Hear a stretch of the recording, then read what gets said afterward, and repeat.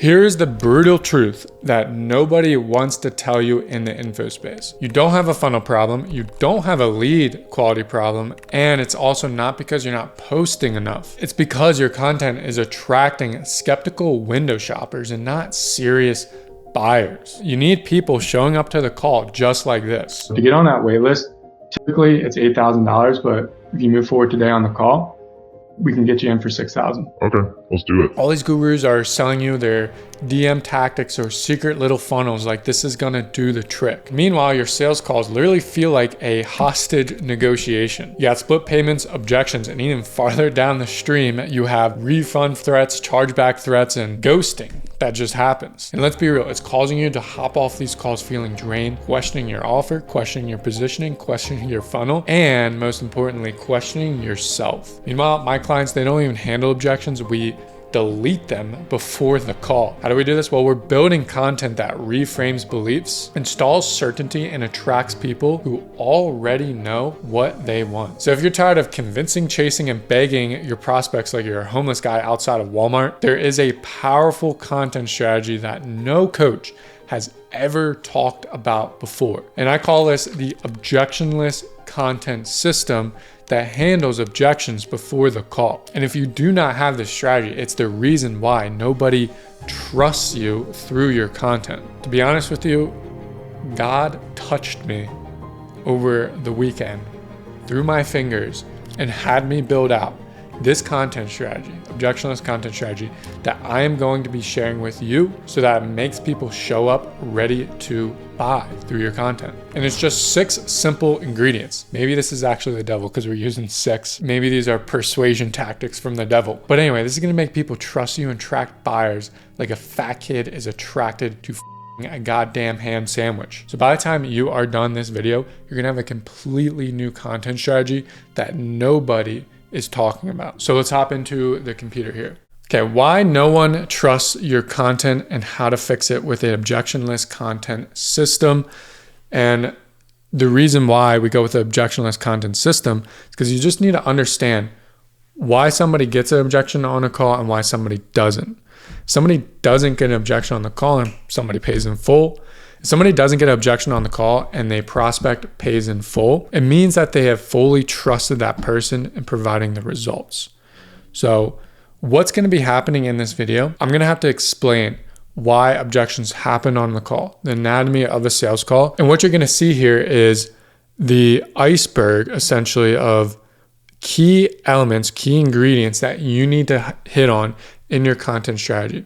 So keep on watching this because it gets deeper and deeper and deeper when it comes to the ideas that I'm going to present that you need to put into your content strategy.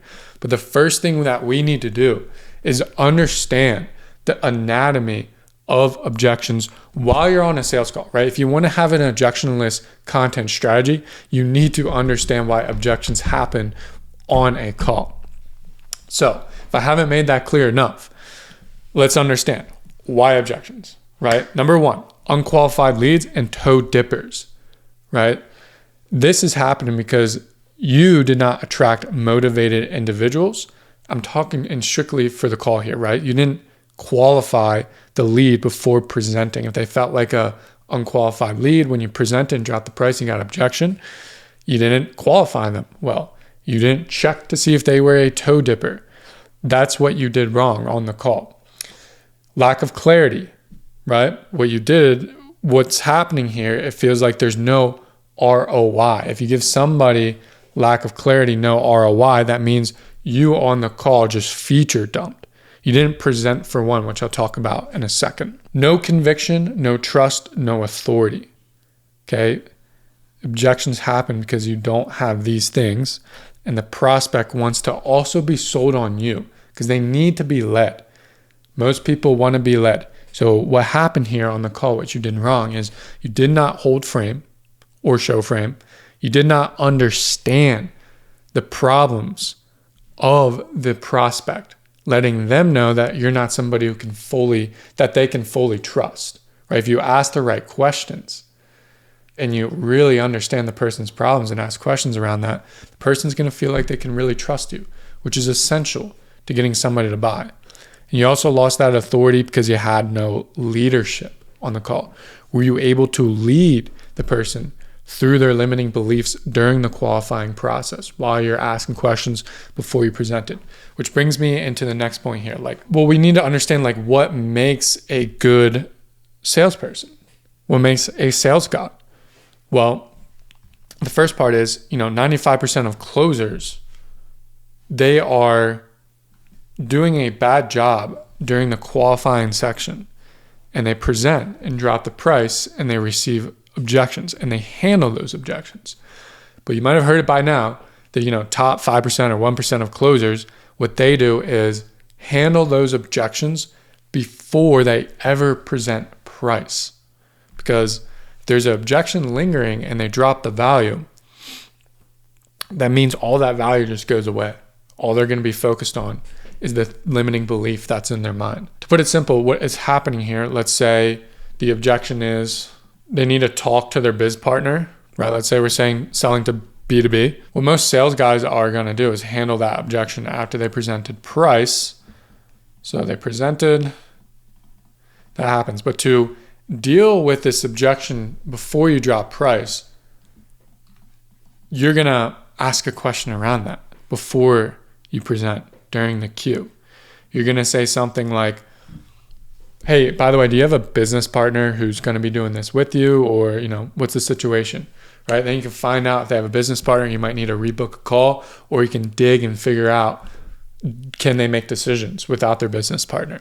So you handle that before you ever drop that price. This is a very simple, rudimentary, elementary style of just understanding how to handle objections before you present. But just keep that in mind, because what a good marketer is doing is even before all the sales calls, they're handling those objections. But once again, we need to understand the anatomy of a good salesperson, of a sales god. Because what's going to happen here in this video, I'm going to show you how to flip this all around and implement it into your content strategy. And if we go back up here too, it's just the opposite of what you typically do wrong on a sales call that causes an objection. So number one here, the anatomy, they have a good cue, a very strong qualifying process, asking questions, making sure the person is qualified and handling those objections before they present.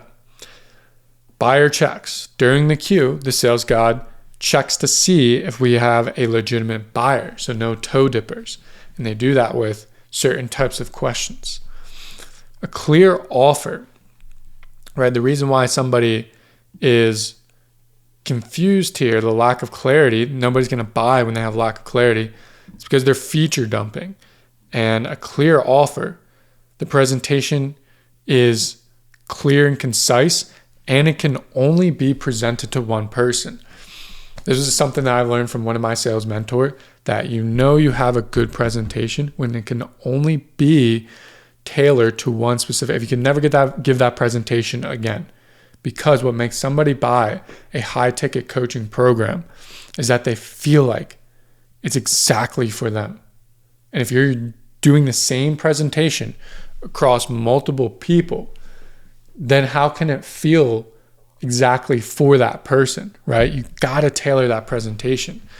And if you don't do that, they're going to see that lack of ROI. You probably more likely just feature dumping on them. Conviction. Speak with conviction through your tone and belief the product will change the buyer's life.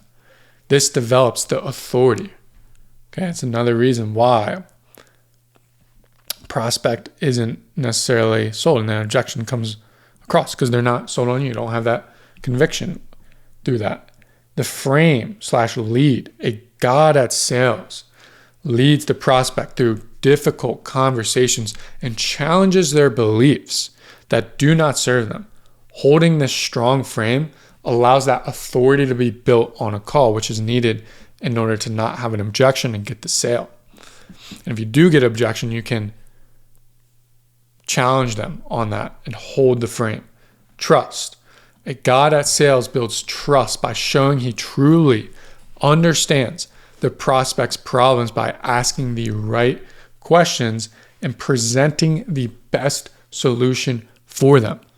Right? If somebody comes in completely cold You know you need trust to happen on that call. It's one of the elements that gets somebody to buy. How do you quickly show that you trust somebody in a 30 to 45 minute call? You ask the right questions and you show that you understand the person by asking the right questions and providing the perfect solution towards them. And then another great one that I found out from my mentor is the silver bullet. A guy at sales is looking for a silver bullet, aka the emotional piece to tie in the presentation. And I'll be talking about this a little bit.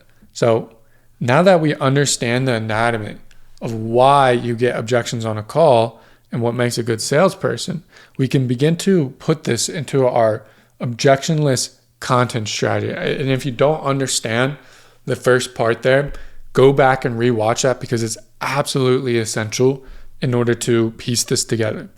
So in short though, the reason you're getting objections on a sales call and nobody's trusting you through your content isn't just a script issue. It's because your content lacks clarity, conviction, and pre-handling. Talk about that a lot. So instead of attracting ready to buy clients, you're showing up as a maybe, not a market leader. Okay, so how do we do that? Through content. How do we counteract all of this?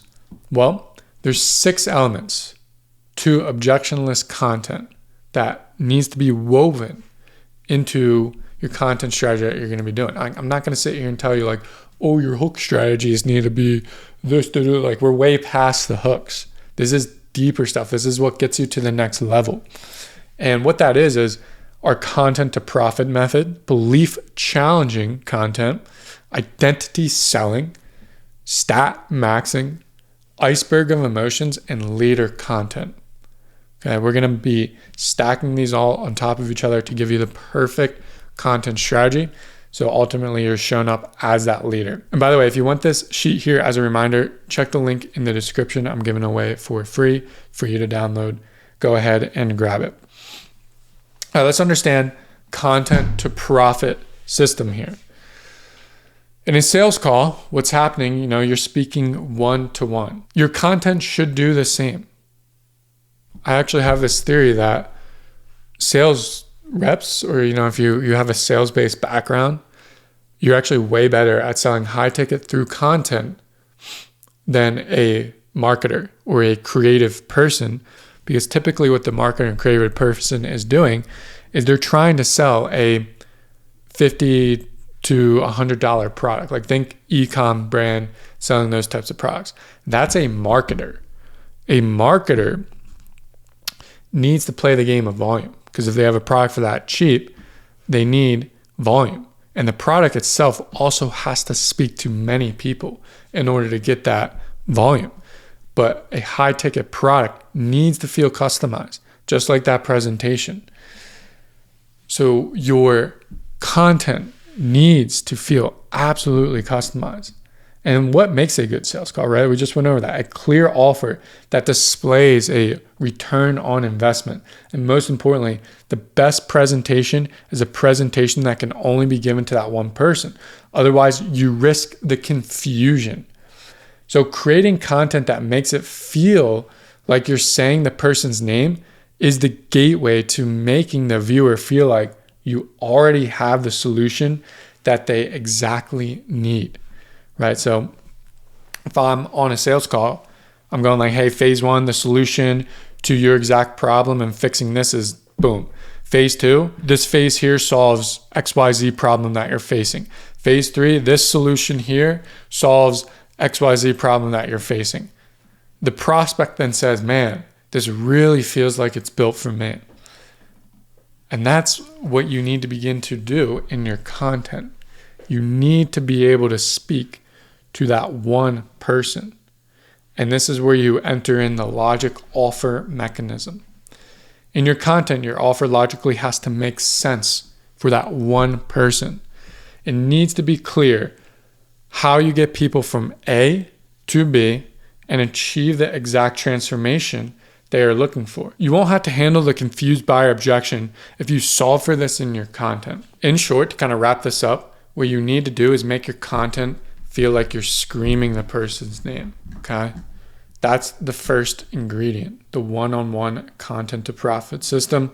The second one is belief challenging. On a sales call, you're either sold on the prospect's beliefs or you sell them on your beliefs when handling the objection. Okay? So typically what most people are doing is belief alignment content. They're sharing their beliefs in hopes that others believe in the same thing and a connection is established here. But belief challenging type content is challenging the current beliefs that viewers have that are holding them back, right? You can be the guy out there preaching your beliefs, but if you don't change people's beliefs, you don't challenge it, they're never going to see you as that leader that they're looking for. So some examples of this to make it a little bit more clear. Let's say objection/limiting belief. So you're belief challenging, and you do this through reframing in your content. Reframing is essentially the concept of taking the reason why somebody shouldn't do it as the reason why they should do it. I don't have enough money. That's exactly why you should hop into this, because it'll help you make more money. Whatever. I don't have enough time to work out. That's exactly why you need to hop into this, because it's going to make you a better person, be more on top of things and on top of your schedule. That's all really reframing it is, and you need to interweave that into your content strategy. So the examples here, right? We got, an objection happening here that you might typically get on a sales call. I'm successful because I prioritize business over everything else. I'll focus on health later. This isn't about time, it's about identity. They see health as a optional. So to give you more context on it, it's not about time, it's about identity. They see health as optional or even a distraction from what made them successful. If you're going to, selling a fitness program to entrepreneurs here. So then you reframe this on an identity level. If your success is built on sacrificing your body, that's not leadership, that's survival. The real flex isn't how much you grind. It's how long you can sustain it without breaking. You didn't build this business just to be rich and broken. You built it to live free. And you can't do that if your body is constantly in debt. So the belief shift that's happening here, like you see how we're challenging this idea here. The way we shifted this is my health isn't a distraction from success. It's proof I'm built to lead long term. So what you need to do here, and in order to master belief challenging, it's not about just figuring out what objections you get on the call, which certainly help, and you can take this into your content strategy and figure out how to reframe it. But what you should be figuring out is what beliefs that do not serve your ideal client, and how can you handle that objection by reframing in your content strategy. So that's belief challenging. But with this next one, we take it even a level deeper that you absolutely need. And even after this one, we go even deeper. That's just going to stack this on top. So continue watching. Okay, so this next one, identity selling. This is hands down one of the most powerful concepts, and the reason why there are industry leaders and why you kind of feel stuck as a non-leader through your content and not building that trust that you need, that makes it easy for people to show up to the call and be like, I just trust you. I want to move forward. And it's because people don't buy products. They buy who they want to become, the transformation. Okay. So how does a god at sales always get the deal done on a call? They sell the transformation, not the feature of the product. Their offer clearly establishes that ROI that we're talking about, and the transformation the prospect will receive, speaking directly to them. If we go all the way back up here, what's most likely happening on that call is that you're feature dumping. You're not speaking towards the transformations. And you can speak towards the transformations in your content, but we need to understand the real thing that you need to speak towards, which is the identity. And that's what a sales god understands, is that what we're selling here is a new identity, and they're speaking to the current identity here, and they bridge the gap with their presentation or with their close that sells them into this new identity that they're looking for. To give you a little bit more context here, right? On the left side here, we have the current identity of a 30-pound overweight dad. So what is under this? What's the identity that he currently aligns with? It's a provider, not prioritizer. He's thinking things like, I take care of everyone else. There's no time left for me. He's also thinking he's a washed up athlete. I used to be in shape now. I just don't have time no more. The other identity is the tired dad, always low energy, short-tempered. My kids don't get the best version of me. Another identity, the justifier. It's not bad. I'm not obese. I'll get to it. Meanwhile, he is quietly ashamed. Okay, so understand this, and then we're going to move over to the identity that they want to be. And that's the fit leader. My kids follow what I do, not just what I say. The peak performer. I operate at the highest level in business and life, the energy multiplier. I've got more energy for my family, my team, and myself. So you kind of get it right here. The disciplined man, the legacy dad, right? And to get that close on a call when you're about to present that price, you say something along the lines of like this. It's a little over exaggerated, but let's just say this guy's name is Brad that you're selling to. You go, Brad, staying 30 pounds, overweight, low energy, and disconnected from your kids is costing more than you think. So that's his current identity, all this stuff here. This isn't just about weight loss. It's about becoming the fit, focused, high-performing dad they look up to. And to make that shift, it's just about $6,000. Okay? See how we bridged the gap, right? We spoke to this identity and we sold him into this identity. And this is what you need to do in your content. So the 3 key areas that you need to focus on is talking about the transformation in your content and selling the identity of that transformation, right? If you're doing fitness dads, right? Sell the identity of the fit leader.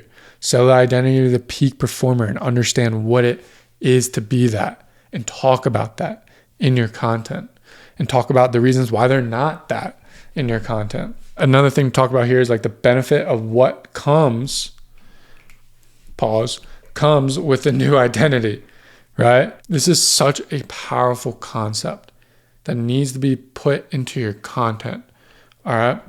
Often selling people an identity comes through the leadership mechanism, which is, talk about this in another video, link in the description about how to like be even more of a leader, or like the other ingredients that create buyers.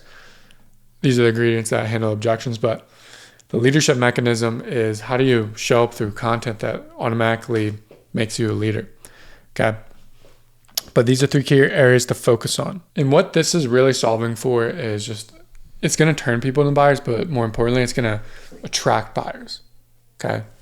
So let's move on to the next one, stat maxing. This is the next ingredient that you need to be doing, which is stat maxing. So like one of the core reasons why people buy on a sales call is because they buy when there's trust. So you need to have content that builds trust extremely quickly. And you need to max out 3 stats that sell, which is trust, authority, and timing.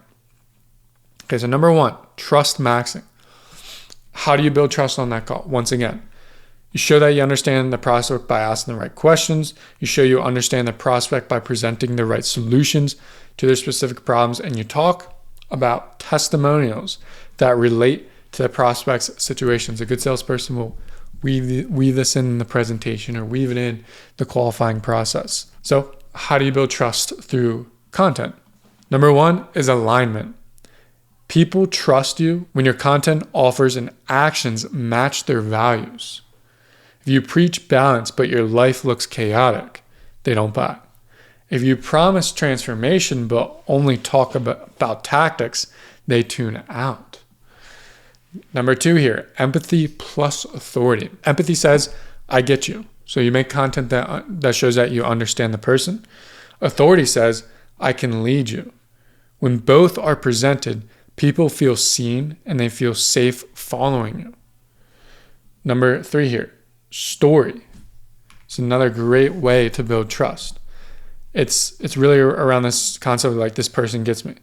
Story bypasses the skepticism It doesn't just speak to the mind, it speaks to the identity. When you share a story that mirrors someone's current struggle or mindset, they feel seen. And that emotional resonance builds instant trust. A well-told story makes people believe, if I worked for them, maybe it could work for me. And your story doesn't necessarily have to match, everything that happened to the person that you're going to serve. Certainly it helps, but you just need to be a good storyteller, and you need to connect your stories to their situations, if you get what I'm saying. The last one here is seeing others winning. This just gets into the reciprocity or social proof rule. This activates the social proof at an identity level. When prospects see people like them winning, that's keyword like them, they begin to borrow the belief that they're looking for. If they can do it, so can I. It neutralizes the but they're different objection. It makes the prospect begin to believe in themselves and believe that you can help them, which is so important on the call, and they end up fully trusting you. So number 2, what we got here is authority maxing. Ultimately, this is just positioning yourself as a leader in your industry through content. Are you a leader? To understand this, we need to understand how is your authority built on a call. You, the coach, hold the frame. You, the coach, speak with conviction. You, the coach, guide them through their limiting beliefs, and you either sell or get sold. So authority content framing. This is what you need to move into. People see you as the authority when your life aligns with the offer. When you preach about making money online, are you actually making that money online, and are you showing it? Do you display deep competence rather than surface level information? An authority guy fully understands the situation that's happening. Conviction content. Do you speak like your program can fully change the person's life? If not, work on your program, right? Don't skip that step. If you don't believe in your program, work on the program and begin to believe in it, which will then give you that conviction. And I truly believe too, right now we're at this time when the market is extremely sophisticated, that they're now hyper aware of the subconscious in your content. They're hyper aware of your tone. They're hyper aware of, what you're saying. Do you yourself truly believe that through subconscious tells that you give on camera? And in order to get rid of this, if you are experiencing those problems, the first step is working on your program. Other steps is just framing, like just working on your frame, your presence as just a human being. That's a whole nother topic I can get into, but let's get into number 3, time maxing. In order for someone to become a buyer, timing has to make sense, right? Sometimes you do hop on a call with somebody and you're like, wow, the timing is just not lining up for this person. And what's happening here in your content is that you're often just trying to sell individuals who've watched less than 2 hours of your content. So simple solution is stop selling people who haven't watched 2 hours plus of your content, right? Your close rate, somebody who has watched less than an hour, it's going to be 20%. But your close rate of somebody who's watched 2 hours plus, it's going to be 40%. Now, there are systems and strategies to make this happen quicker. It's not necessarily about the time it takes to watch 2 hours, right? We know watching a video, let me draw this out. Okay, watching a couple of videos here, a YouTube video is going to be 1 hour here, 1 hour here. So we know in total this equals 2 hours of watch time. But for somebody to actually, watch these videos, right? They can watch one video one day and then another video 2 weeks later. So really it takes 2 weeks to watch 2 hours of content. So there are systems, and I can make another video on this, that beelines people into binging your content as quick as possible so they reach this 2 hour goal. But the simple solution right now is just don't talk to anybody. Don't try to get on a call with somebody if they haven't watched 2 hours of your content. And what you should be doing too is just calling action, not to your offer, not to booking a call, but to watching more content. So the timing has to be right. You need to maximize the amount of people that have watched more than 2 hours of content. So that is stat maxing. These stats have to be fulfilled in your content strategy. But let's get into, hands down, one of the breakthroughs that I've had with content. Because actually, personal story, like I was in this period of complete content block, I guess you could call it. You call it like writer's block. I guess you would put that label on it. I just couldn't be creative again. I couldn't just even create content anymore. And I wasn't attracting buyers, and I wasn't attracting all the things that I knew I should have, like what should have been happening. The leads should have been there, but nobody was coming to me. And it was because of this here.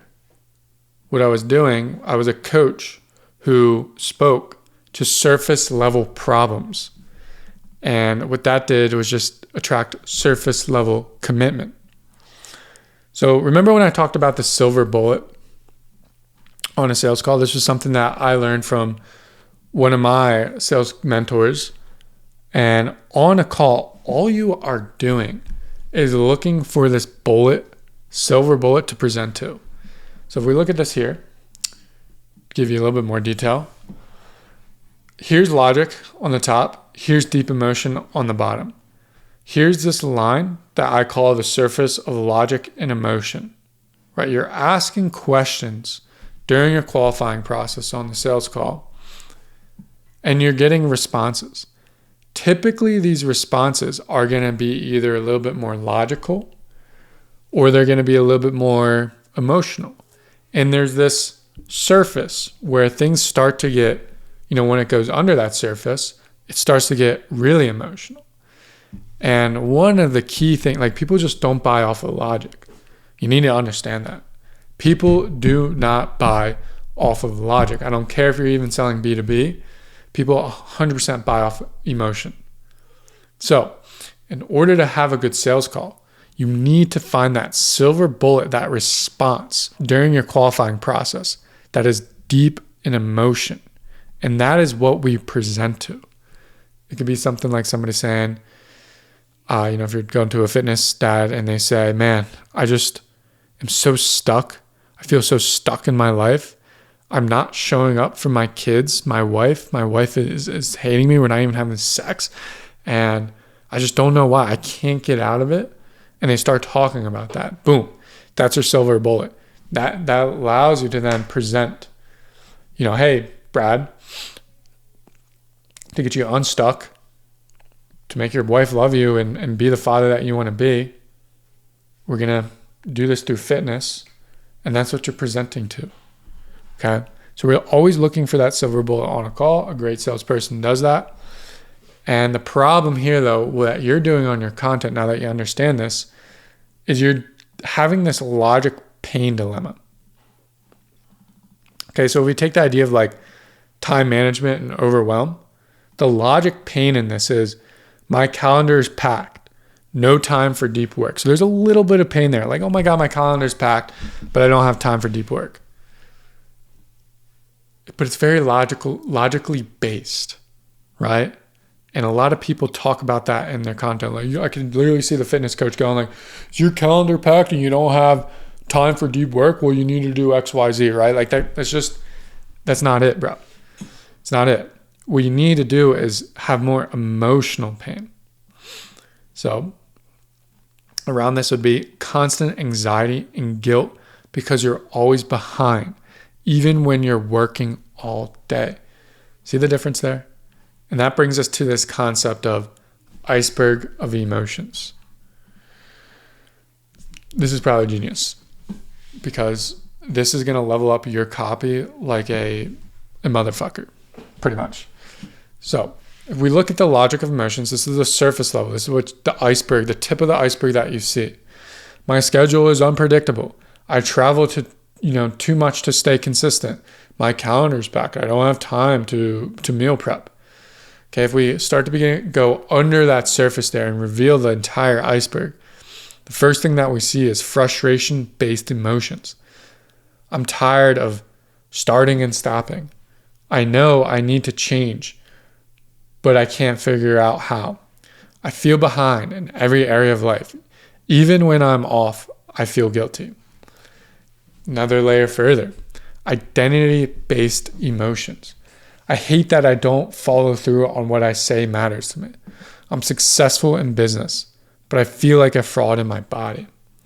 I lead a team, but I can't lead myself. Right? So we're tying it to the identity. I don't know, it's crazy. This is crazy good. Lastly is like the core, like at the very bottom. Like essentially you want to be talking to all of these, but really if you can get into identity and core, you're killing it. So core of this is like the fear/long-term emotions. I'm scared my kids will remember a version of me I don't respect. What's the point of this success if I'm too exhausted? If I keep going like this, I won't be around long enough to enjoy it. Those types of things. So this iceberg of emotions, you need to go deeper than just the surface level logical emotions that people talk about. Interweave this into your strategy and you won't begin to believe how much people believe in you when they first hop on that sales call. All right. So to tie all this in, the last nugget here is leader content. Conviction converts, and people follow the proof. This content proves you're not just selling the transformation. It doesn't just prove that you understand the identity. You live it yourself. It shows you're the guide and the evidence. This builds followers who become high-ticket buyers. Essentially, being a leader/expert online is combining everything that we've talked about. Everything here. So here's a little chart for you. What's like the what here? The content to profit. What you're figuring out there is how to speak one-to-one. Why this is important is because the viewers trust and like someone who understands them. The cause of this, what happens here is clarity. And we know that clarity is a key element in order to have less objections on an actual sales call. The next thing, belief challenges. You reframe objections and you challenge limiting beliefs in your content. The why behind this, a leader needs to have frame in order to challenge somebody, make them think differently. And the cause is conviction, right? If you don't have the frame, the conviction on in your content or even on the sales call, you're going to get objection. Identity selling. You speak to the current identities and show them the new identity they want. And this just, makes you a leader. And why this is important is because a leader is searching for the transformation and shows/leads others to it. It gives vision, which is important to make you a leader. Like if you think about here, like these are all the elements needed in order to be a leader. So you have vision when you identity sell and you talk about the identity that they want to become and you show that. Stat maxing. So you're maximizing the trust, maximizing the authority, and maximizing the time. A leader is backed by experiences. And why you want to do this is because a leader is backed by experiences and backed by his results. So embodiment happens through this process. The last one, the iceberg of emotions. You stop speaking to the surface level problems and you start going deeper. A leader understands his followers on an entirely different level. He is able to cater to the deep pain inside, and it automatically makes the prospect think that you have the service for them, that you're the one to service them. And ultimately, if you show all this through your content, you will become a leader, which is essential to sell somebody. If you're not a leader on a sales call, you cannot guide them through their limiting beliefs and guide them through making a big step, a big change, and putting a lot of money down. So this video should have got your brain absolutely spinning.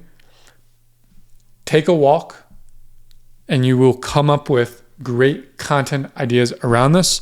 Once again, if you want this little sheet here as a reminder when you are scripting things out or going to make content, Download this. It's completely for free. It's in the link in the description. And with that, we learned the anatomy of objections and why they happen, how to be a sales guide, and how to translate this into objectionless content strategies through the 6 elements by using our content to profit system that allows you to speak one-on-one, our belief challenging content strategy where you reframe the current beliefs they have and the objections that they give you on a call, identity selling, when you're not just selling the product and the features, you're selling the person they want to become and the transformation that they want to receive. Okay. Then the thing here is stat maxing. You need to maximize trust, authority, and timing by alignment in your content, empathy and authority, your stories, seeing others winning, authority maxing, having authority content framing, conviction content, and then time maxing, making sure we're only selling to people who've watched 2 hours plus of your content. And lastly, the iceberg of emotions. If you speak to surface problems, you attract surface level of commitment. Okay. With that, give me a subscribe. Let me know if you want me to dive deeper into any one of these things, and I can certainly do that. But I will see you on the next video.